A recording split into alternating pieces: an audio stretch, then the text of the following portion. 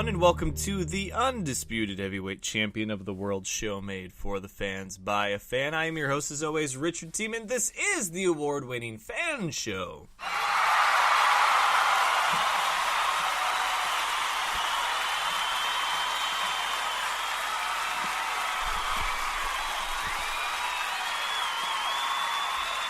Thank you. It's been a great week. It really has. Very busy, very fun. We've talked to a lot of kickers, and we're going to keep things special with special teams. As my guest tonight is a member of the Spokane Wolfpack special teams, as well as their offense. Terrynce Duke will be joining me. And so, as we say, everyone's a fan of something, and we have something for every fan, including if you're a fan of kickers and special teams. That's what we do here on the Fan Show. No special shout-out shirt today. Just decided to go with the zip-up, the jacket that I got as a gift from Robert Alberino, the vice president of the 49ers, about a year ago when I did episode 300. And yeah, we've got some stuff to cover. We do. We've got a new week of NAL football, a new week of AFL football, and of course a new week of IFL football. And we're going to try to get as much into this episode as possible, just because next week is so unknown right now. Pretty sure there will be a Tuesday episode. I will be in the air though. I'm flying out Tuesday. And then I will be in Virginia Beach, and I don't know what my schedule will look like, especially being on the East Coast. So it might be Fan Show After Dark. We'll see. It's possible. I'll try to do as much live shows if I can, but bear with me because I'll be there with Jordan. I see Jordan on there, and hey, Antonio, good to see you guys. So let's go ahead, let's get things rolling. Let's go over what we've got going this weekend with today's headlines.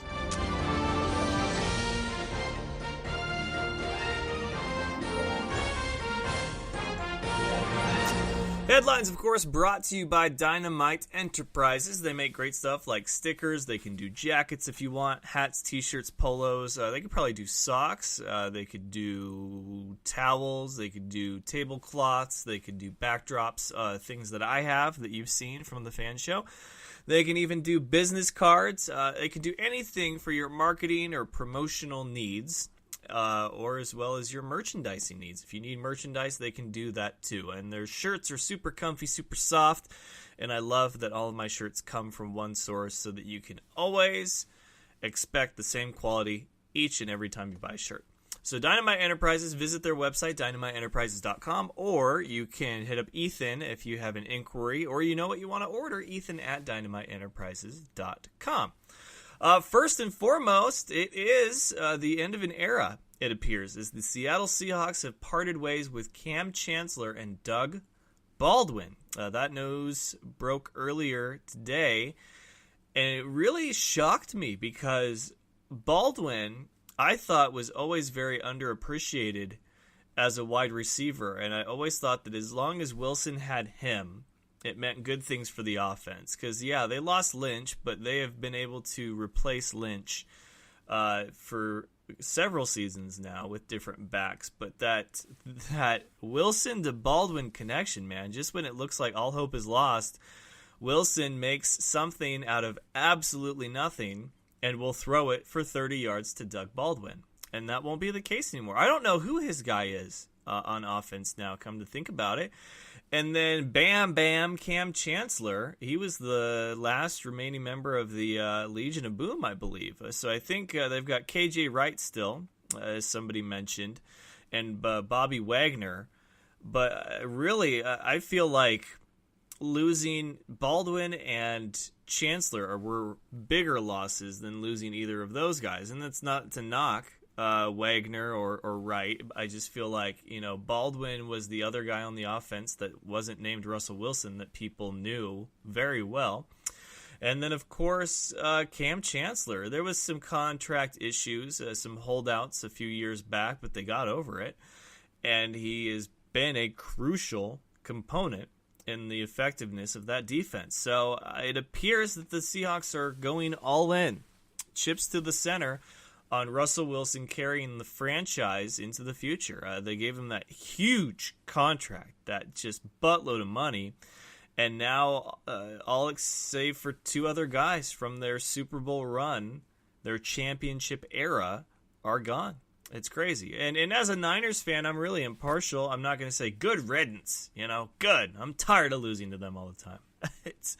It's sad because I know a lot of Seahawks fans that are going to be sad about the news today. So happy trails, Doug Baldwin and Cam Chancellor. We'll see where will they end up? Well, let's start with that question. Where do you guys think that Cam Chancellor and Doug Baldwin will end up? Of course, everybody's probably going to think that rival teams are going to be a good landing spot for either of them. 49ers could really use a guy like Doug Baldwin. Hell, they could use a guy like Cam Chancellor. We'll see, though. We'll see. And I'm sorry I keep playing with my eyes here. I have a bit of a headache, but we're going to get through this thing. Don't you worry. This week is week 12 in the Indoor Football League, and we have a game tonight, actually. It is the Tucson Sugar Skulls on the road against the San Diego Strike Force. Thursday night football in the IFL. It is what it is. I think it was a reschedule, or they had some scheduling conflict and that they had to land on this. But kickoff is in just a couple of hours, so as soon as we wrap up here, you guys can start week 12 off. Then we have Green Bay against Sioux Falls. That's going to be a good game. That's actually going to be a really good game. It's in Sioux Falls, which sucks, but Green Bay, man, they're a very, very dangerous team right now. And that will be Saturday the 11th, and that is at 8:05 Eastern, 5:05 Pacific, 7:05 Central Time for you Midwesterners. And then we have the Quad City Steamwheelers against the Iowa Barnstormers, another really good game. This is their first matchup since week 2, which was the first game of the season for the Iowa Barnstormers, so that should be a really good game as well. That kickoff again, 8:05 Eastern, 5:05 Pacific, 7:05 Central Time. And then the third game, no, actually, that's all of them. Then week 13. So we got a few teams with bye weeks. We've got the Rattlers and the Bucks, the River Kings, and the Danger are all on bye weeks this week, which is a good time to have a bye week. But 3 decent matchups. I say decent because I think obviously Tucson and San Diego will be a good matchup. Tucson, if they win, they'll be in the playoff hunt. Pretty good, solid footing in that 5th or 6th seed. San Diego needs this win and a miracle to get into the postseason, in my mind anyway. I'm not knocking San Diego, just going off of what I'm seeing and what their record reflects right now. Green Bay and Sioux Falls, though, man, this could be the battle for 3rd and 4th place right here.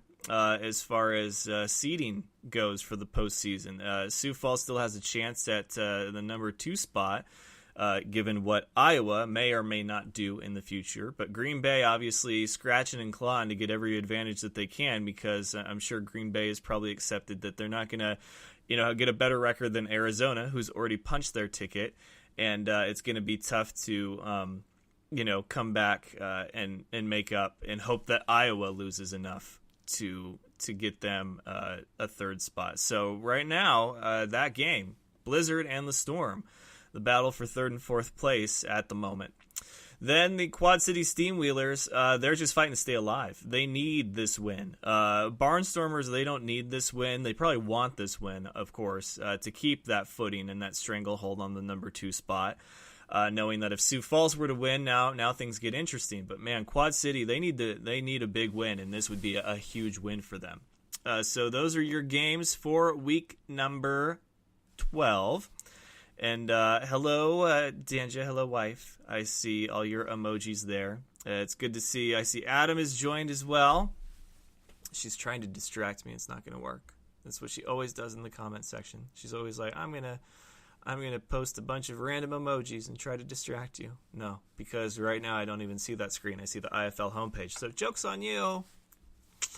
And in the National Arena League, we have some great matchups, including the Carolina Cobras taking on the Jacksonville Sharks. That game is Saturday. That is 7 Eastern, 4 Pacific.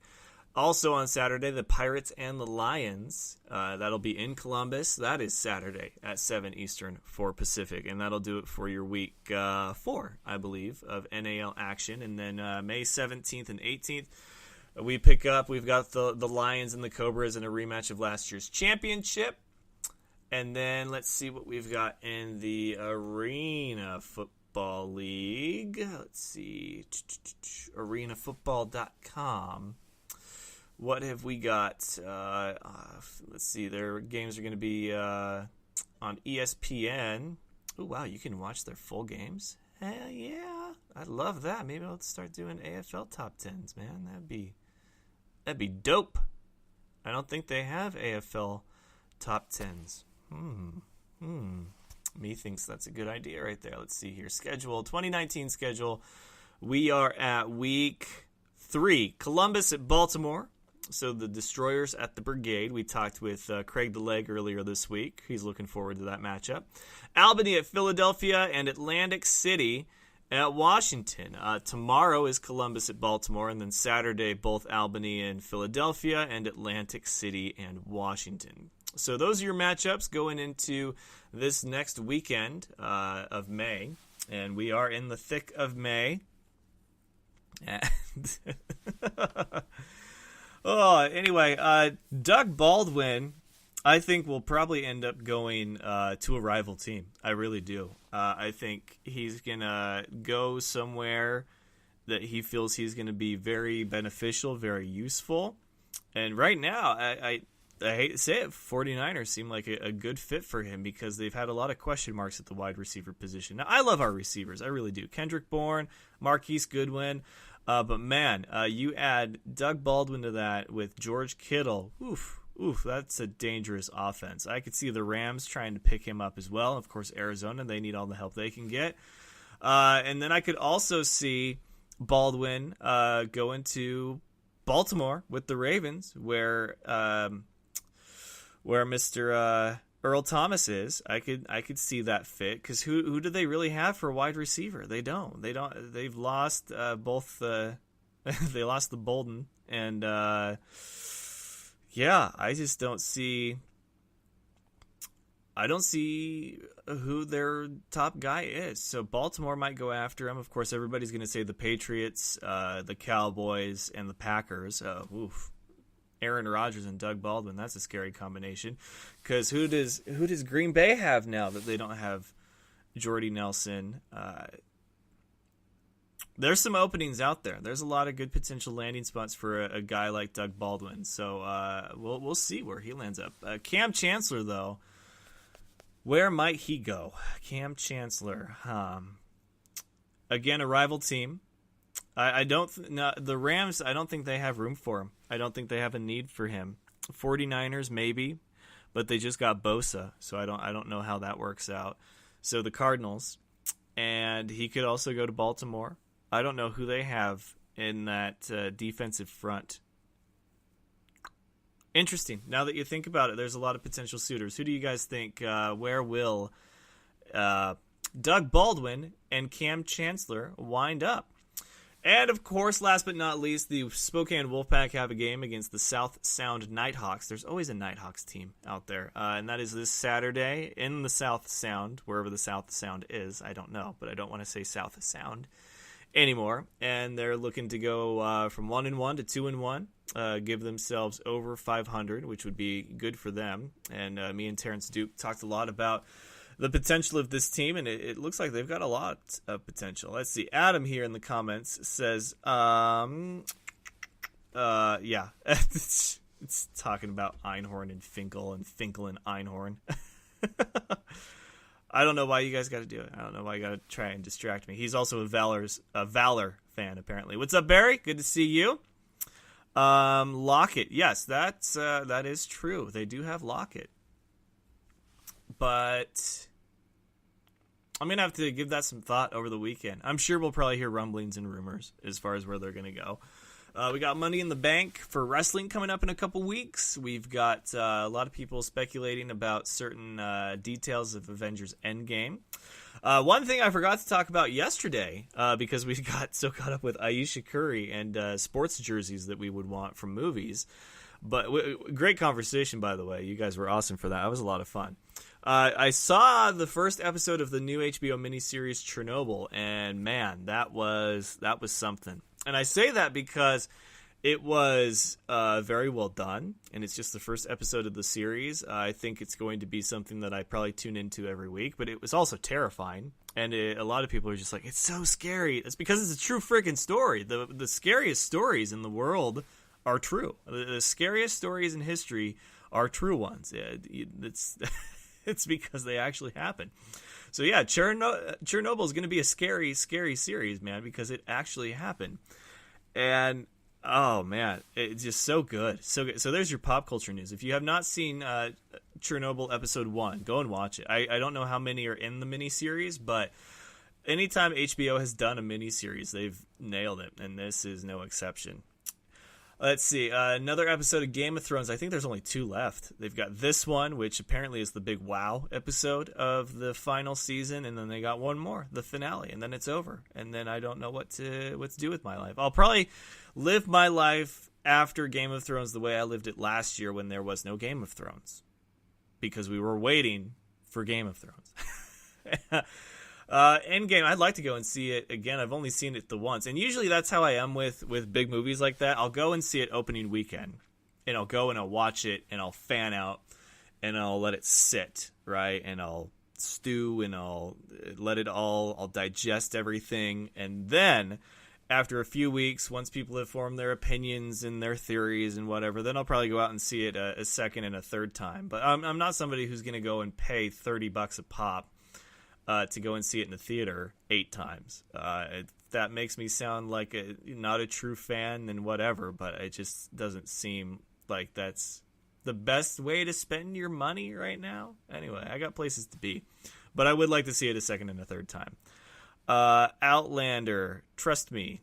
What do you mean, Adam? What does that mean? Outlander. What are you saying? I don't know what he's saying. Sometimes I don't know what Adam's saying. I just let him talk. But it's good. It's good. Let's see here. Oh, I think he's talking about the series Outlander. Now that I have my glasses on, even though it doesn't change what he said. It's not like I was missing text or it was one of those magic eye comments. Outlander, I will tell you this, that there are certain series that I think are probably very good that I cannot watch because they're simply too much. The wife and I watched the first episode of Gunpowder because once Chernobyl was over, Hulu starts a new series, or it plays the next episode of a series that you might be watching. And Gunpowder with Kit Harington, Jon Snow, we were like, oh, this will be great. This is another history, or a historical take on stuff. And man, it was graphic though. Like I can handle graphic to an extent, but there were 2 scenes that made me legitimately sick to my stomach, and I had to get up and I had to walk it off. And I can handle a lot. Okay, I've skinned deer and I've gutted fish and whatever. Like I can handle a lot, but there were the execution scenes in the first episode of Gunpowder. Man, those were graphic. Those were wow. Okay, and I was like, I'm out, tapping out. You can continue on with this. I will not.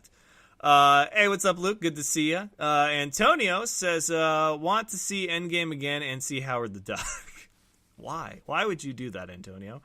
Let's see here. Adam's saying, I'm saying you should see Outlander. Okay. I will take your suggestion. I will check out Outlander. We'll see what we've got. BattleBots new season, less than a month away. I think we mentioned that last night, so that's a lot of fun. We've got some BattleBots swag right here. Check this out. BattleBots towel. And I'm out of my shirt swag until I get more shirts.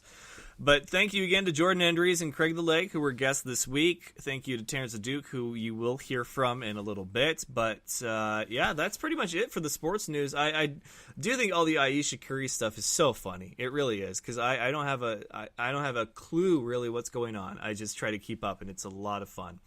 Luke says, speaking of series, have you watched Black Mirror?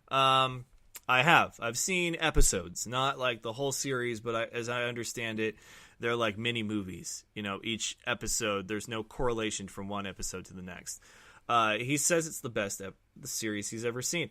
Black Mirror is good if you let it be what it is, which is a fictional show. But if you let it mess with your mind too much, then it's not fun anymore. I will openly admit that there were a few episodes that hit like really close to home where I'm like, wow, that's a scary thought. And like I said, the scariest stories are the ones that are real, and those things, man, they make them look very, very real. So there's, Black Mirror is a good series. It really is. I'm curious to see what the next great series will be, because Vikings is coming up on its last season. Game of Thrones obviously is wrapping up. And I stumbled upon Gunpowder. I don't know like what the critics are calling the next series to, I don't know what they're calling like the next series, because obviously historical series do really well. I'm a huge fan of Westerns. I get it from my dad. My dad loved Westerns. I haven't seen all of Deadwood, but there's a new Deadwood, I think either mini-series or a mini-movie coming out, so I need to get caught up on that. But Hell on Wheels, that was one of my favorite series ever. That one was fantastic, and it sucked because it was the same time. It was the same era as Breaking Bad, and so obviously everybody loved Breaking Bad, and they were on the same damn network. But I wonder what the next great historical pick will be. Not that Game of Thrones is historical, it's fantasy, but you get my point. We love looking at history through modern eyes. And I think Vikings, that'll be a tough loss. This last season could have been the last season of Vikings. I thought they ended the season very, very well. But those are really the headlines for today. So you guys are going to get the chance to enjoy some indoor football tonight. Sugar Skulls and the Strike Force. And then another couple of really great games this weekend. There's some more AFL that's going to happen. There is some NAL that's going to happen. And then the Wolfpack are going to be on the road. So comments, questions, concerns before we kick this thing over. James White says, Game of Thrones is getting a spinoff. Really? Luke says he's on season 3 of Game of Thrones. Antonio says, rumor is that Howard the Duck is in the final battle. Didn't see him. Antonio also says Dark is a good series on Netflix. Yeah, if you guys have suggestions for me, like I said, so here's my style. Sitcoms, I loved How I Met Your Mother and Scrubs. And then for like actual series dramas, I love Gotham was good. The series finale of Gotham I thought was very rushed. They did a time jump and it was just too rushed for my taste. And I don't know if that was a result of them canceling the show. If you get 3 seasons or more, you might as well just let them finish the series how they're going to finish, because I don't see a point in having a show be canceled after it's gone 4 or 5 seasons. It's like, just let the story be told. Let them wrap it up. And on that note, every producer should go into a meeting saying, this is the story we want to tell, and this is how many seasons we believe it will take to tell that. Don't keep renewing stuff because it's doing well, because then it loses its luster. Look at The Walking Dead. Need I say more? That they could have done so many great things with The Walking Dead, and now it's terrible. Let's see here. Shameless, yes. I did start Shameless, and I think... so I started Shameless before Danny and I got together. I forget if she was a fan of it or not, or if she had seen it. We have this thing where if we like a series... we have to watch the first episode of that series together to see if it's going to be a his or a hers or a both. And then the rule is that if it's a both, we can't go further on into the series without the other. So I think that might have been like where she saw an episode and she liked it, and now she has to get caught up to where I am. But yes, and then I loved Hell on Wheels and Vikings and Game of Thrones, obviously. The first season of True Detective was really good. But yeah, those are my flavors of dramas. Gotham was the only superhero series that I got into that wasn't Agents of S.H.I.E.L.D. All the others, Arrow, The Flash, I never picked those up, and I don't know why. I heard Arrow was really good, but it's also coming onto an end. And then Danny, the wife, she loves Supernatural, which is going to have its final season. So there's something I could possibly get into as well. Thank you guys for the suggestions. Yeah, Antonio agrees. The Walking Dead, exactly. They just, man, they really needed to figure out a better way to do that. Let's see. Yeah, and like Star Wars, exactly. I heard a rumor that Star Wars is having 3 more after this last one of the 3. And I it's like, you need to just back off a little bit. Just let it simmer, you know? Oh, well. All right, guys. Yeah, that's a hard rule. It is. If it's a me or a her or a both series, and she has her series. There's a lot of stuff that she likes that I don't particularly care for, and she'll watch those. She watches a lot of Ghost Hunter stuff, and I'm just not into it. But there's, I watch a lot of stuff that she's not into either, and that's fine. I think you need to have stuff that you both are really into. And then you also need to have the stuff that you both watch that you can enjoy on your own. You don't have to enjoy everything together. If there was marital advice after almost, going on to 5 years of marriage that I had for anybody, it's that. And I'm sure Tony, Antonio and Luke and a few others could agree with me on that. So thank you guys. It looks like we got a bunch of you on here for this Thursday. Your suggestions for series that you think I would enjoy. And then, of course, you guys can also let me know your favorite sports jersey. We'll keep that one going. So it's been fun, and we're going to kick it over to Spreaker now. So go ahead and click that link and hear my interview with Terrynce Duke. We'll be back next week, but I'm going to be on the road, up in the air on the East Coast. It's going to be crazy starting next week. So we'll see how often I'm on here. But I will check in. I love you guys. I really do. So, and until then, enjoy the rest of the episode with my interview with Terrynce Duke of the Spokane Wolfpack. Ow! All right, ladies and gentlemen, joining me now, another member of the Spokane Wolfpack. It is kick and punt returner and wide receiver Terrynce Duke. How you doing, man? Welcome to the show. Hey, thanks for having me. I'm doing pretty good. Yeah, it's always a good week after a win, especially a win against a rival at home, your home opener. We've talked about it all week long, how important this win was for you guys because, you start the season on the road and you lose a close one, but you guys don't care about that. You just care about, what goes in the win column and what goes in the loss column, and you hope to have more in one than the other by the end of the season. And, all the guys said it was tough. We played really well, but we just missed some opportunities. And you guys clearly took advantage of just about every opportunity, especially after Tri-Cities scored the first time. As someone who, plays on the offense, and then it's up to you to try to set up that very offense with the best field position possible. What was going through your mind, going into the home opener, seeing Tri-Cities march down the field and get that first score? My first instinct was, hey, we need to snap back and we need to answer right away because we had a statement to prove. And them scoring first really dug us in, as the offense. We were like, all right, y'all, we need to show them what we're made of now because we didn't really have that opportunity the first game. So when we came into our first drive, everything was just electric. Everybody's mentality that was on the field was we need to attack and we need to prove why we're out here, because I feel like a lot of the people around us were disrespecting us, from the first game. They didn't really see our offense play to our potential, and we actually played better than we expected, and that's the scary thing. We already have the options, we already have the threats and all that kind of stuff, but it's the fact that we still have potential to be even greater than what we showed the first half of that game.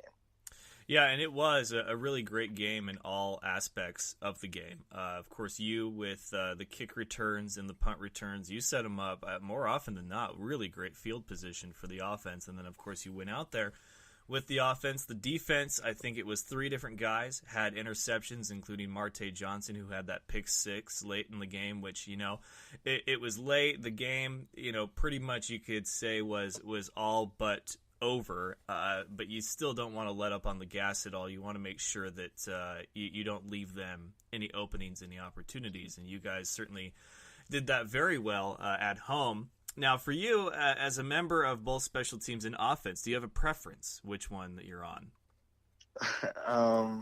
I haven't really thought about it like that because I really like being on the offense. You know, it's exciting. I like being a spark, a plug, anything I can do to help, whether it's blocking down the field or like making big catches and getting some yak yards. But doing the returns, that's just a different feeling for me. I really enjoy returning the ball, both on kick return and punt return. Punt return is more like a that's more nerve wracking because you know one person missed that block on that guy flying down the field and you can get blown up. But it's like a thrill and excitement because I'm really trying to, you know, give my team the best field position possible, and I don't like getting tackled, so I'm just gonna be running all over the field. So yeah, I don't have a preference. I just like being out there trying to do what I can for the team. Yeah, I was gonna say, it's I thought you might say special teams, and here's why. When it comes to the game of football, you have 11 guys, 22 altogether when you count both offense, defense, or special teams, and then the defense that's stopping the special teams. But either way, you have all these moving parts, all these guys that once the ball is snapped, they're moving as a unit. And for special teams, when it comes to kickoffs and kick returning, it's like all eyes focus on you, the kick returner. And yep. That's like one of the only times in the game that ever happens. Because sure, on offense, you can focus on the quarterback, but that's only for however long he holds the ball. For the kickoff, though, from start to stop, all eyes are on the returner. And it's fascinating to me because, of course, if you have a big return, that sets up your offense great. And it's probably one of the more thankless jobs. But if you find that opening and if you can get from one end to the other and put 6 on the board, I mean, that's not only a special thing to happen in football, but it's also very rare. So I figured you were going to say something like special teams, but I think both probably have their perks. Yeah, most definitely. I really do love returning. Don't get me wrong, I really do. And it low-key hurt me a little bit when I had my punt return taken away from me last game, but I'm sure I'll get back in there. Yeah, that one sucked, and I do hate those calls. So let me ask you something as a guy who's on special teams. There's been a rule change that I've sort of advocated for that some people call me crazy about this, but it's like, hear me out, because I get that with everything, there's going to be two sides to it, pros and cons, good and bad. I think that any time that there is a holding call on the offense that or the return team, that the play should just be whistled dead. Because one, who is going to decline that? Obviously, it's up to the opposing team to accept or decline it. Like, they're not going to decline that penalty. And two, it saves someone like you potentially getting hurt, if you finish out the play, and then of course you're winded, and you don't want to have to miss either doing the kick over or going out onto the field for the offense. So I think it just benefits you as a player for your health and safety if holding calls or illegal blocks in the back, just whistle them dead, because the defense they're not going to decline that call. They're just not. Yeah, you're right about that. Like, I feel like it's more of a insurance type of thing to let the play go on just in case like a ref throws a dud flag, they're just going to wave it off if they talk about it or anything like that. I think that's the only reason why. And that might be like a dictator to like the game being changed. Like, let's say I return it and there's a block in the back they threw a flag for, but they wave it off.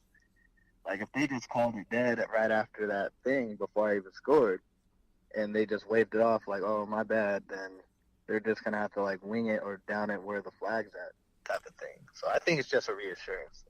Which it makes total sense. Like I said, there's pros, there's cons, there's good, there's bad. And I'd like to think that there's less of those occasions happening as opposed to the ones where you get all the way down and all of a sudden you have to look back, because as a player, you don't know until somebody tells you, hey, there's a flag back there. And you're like, man, come on. Like, right? All that energy. All that effort. Especially if it's a long run, don't look at me. I'm out of here. Yeah. I don't want to hear it. All right, so you guys got another tough road game coming up. You're 1-1 right now at 500. You'd like to make it 2 in a row and be above 500 and do it obviously convincingly like this last win was over Tri-Cities. This will be the South Sound Nighthawks. It seems like there's always a Nighthawks team somewhere. And you guys are going to go and play in their world over on the coast. What's the film been like? What's the sessions as far as prepping for an opponent been like going into another road trip? Well, we're just focusing on like the keys of what we need to do with what they're giving us. So their defense is, they got some players on there, but I feel like we are well more prepared than they are, and we have some key guys that are going to make some things happen, regardless if they think they're going to shut us down or not. So we're just out here trying to give the best looks, and the film that we're watching individually and as a team, we all have something to say and something to improve on based on the film. So I'm just excited for this game and to prove a point in their house, because the first away game we weren't looking too hot, and I just want some redemption on the road, smack some people in the mouth a little bit, let the league know, hey, that was a fluke the first game, and we're really here for the ship. Yeah, and it was funny to me to watch and call that game against Tri-Cities, because that was the first time that I had seen the Wolfpack. Well, I take that back, because they went on the road to a team that's no longer this year, and that was in Everett, and they lost a tough one on the road there. But then they made the postseason, and they went on the road to Tri-Cities, and that one was a heartbreaker. That was a tough loss. So it was, good to see you guys bounce back. Of course, each year, each team is going to be different, so who knows, just how good this Tri-Cities team is, or how good the South Sound and Nighthawks team is. But any win that you can get, especially on the road, I think obviously makes things a lot easier for you guys as a team. How long have you been playing ball for? I've been playing ball since I was in 7th grade. And then after high school, I started focusing mainly on football after my sophomore year, because I was originally a basketball player, but I was trying to focus on basketball, and then I was not progressing as much as I was in football, even though I wasn't really playing football like that or focusing on it. I said, this is my God-given talent. I need to pursue this, because I'm doing things that come naturally to me. And so I've been playing out of high school. I played community college ball in West LA College, and then I transferred to Missouri Southern.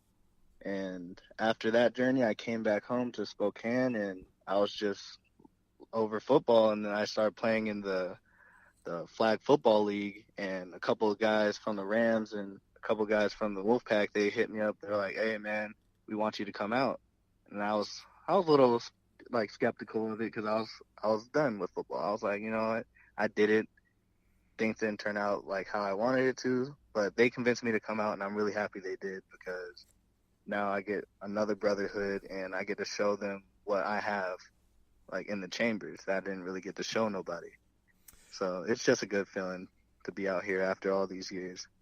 Yeah, and it's funny that you say, that you were done with football, because I've always thought, I don't think a person is ever done with football. Football will be done with you when it's time to be done. Yeah, and it convinced me that way. Yeah, it's a harsh truth that you give so much to this game, and it gives a lot back. But when it's done with you, it will let you know, very, very, in a very big way. But it's been a lot of fun to watch you guys. That home game, I feel, was a great appetizer to the main course that is the remainder of your guys' season.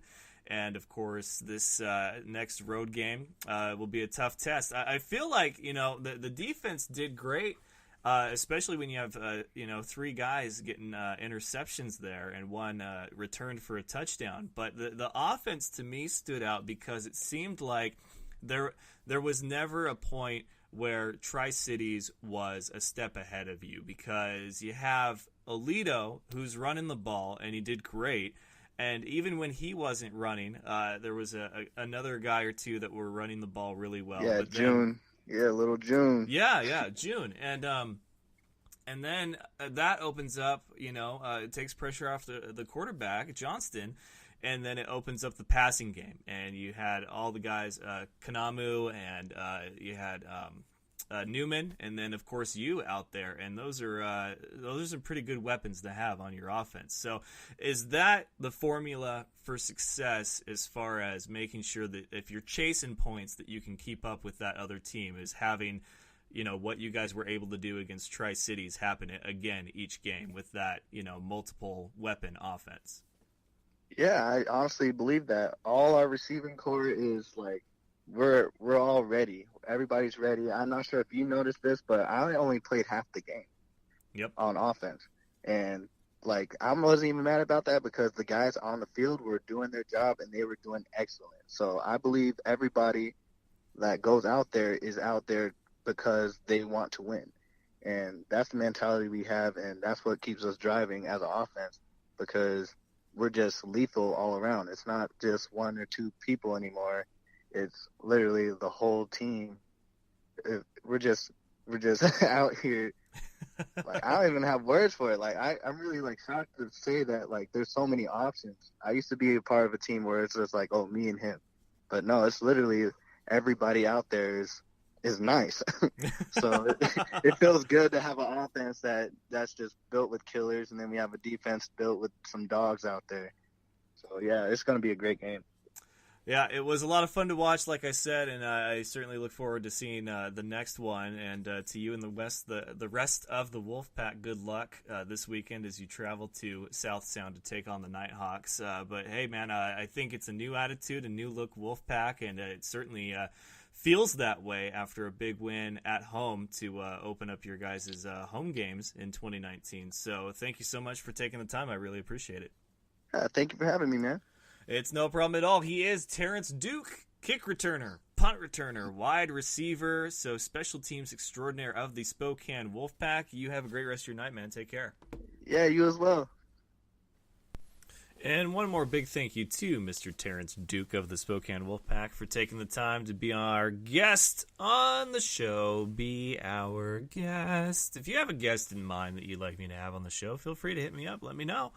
Would love to reach out and try to get them on the show, and you can do that at my email, which is richard@thefanshow.com, or if you know me on Facebook, you can message me there. You can message me through the show's Facebook page, facebook.com/fanshowofficial. You can even tweet me at fanshowofficial on Twitter, and then, of course, there is the Instagram, which is the Fan Show. So those are the ways to contact me, as well as the ways that you, the good people of Fan Nation, can follow along with all the happenings that are football and nonsense. And then if you can't listen live, if you can't tune in on Facebook Live or Spreaker.com, you can subscribe. iTunes, SoundCloud, Spotify, and iHeartRadio. But if you can, we are live every Tuesday, Wednesday, and Thursday night at 7 Eastern, 4 Pacific.